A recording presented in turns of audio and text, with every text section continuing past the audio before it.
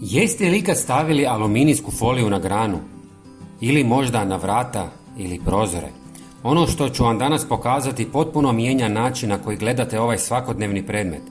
Ljudi diljem svijeta otkrivaju korisnost ovog jednostavnog trika i ne prestaju se oduševljavati njegovim rezultatima. Znate li da aluminijska folija može ometati signala radio uređaja i čak smanjiti elektromagnetska zračenja? Neki su je koristili da poboljšaju prijem signala na starim televizorima tako što su ih stavljali na antene. Danas ju nalazimo sasvim novu primjenu, u vrtu i oko kuće, i to vrlo učinkovito. Za trik koji ću vam sada pokazati treba će vam samo komad aluminijske folije. Možete koristiti novi komad, ali jednako dobro funkcionira i onaj koji ste već koristili u kuhinji. Prvi korak je da je izravnate i po potrebi presavijete kako bi bila čvršća. Potom zavežite sa špagom ili koncem kako biste ju mogli objesiti na granu. Ako volite praktična rješenja, dobra je i obična kvačica. Kada pripremite foliju, objesite je tako da visi slobodno. Može biti na stablu, ogradi, balkonu, prozoru ili čak iznad ulaznih vrata. Poanta je da bude izložena svjetlosti i da se lagano pomiče na vjetru. Refleksija i pokret ključ su uspjeha ovog trika. Ukoliko nemate aluminijsku foliju pri ruci, poslužit će i stari CD. On također stvara bljeskove svjetlosti koji imaju gotovo isti učinak.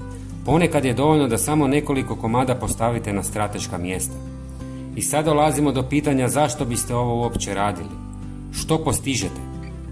Reflektirajuća površina aluminijske folije i CD-a zbunjuje mnoge neželjene posjetitelje vašeg vrta. Muhe, ose, pa čak i ptice poput golubova, gavrana često izbjegavaju područja gdje im svjetlosni odbljesci udaraju ravno u oči. Svjetlucanje ih iritira, a dodatni blagi šuškavi zvuk koji folija proizvodi kad se pomiče na vjetru dodatno pojačava osjećaj nelagode kod životinja. To je prirodan način da sačuvate biljke i prostor bez korištenja pesticida, otrova i drugih agresivnih metoda.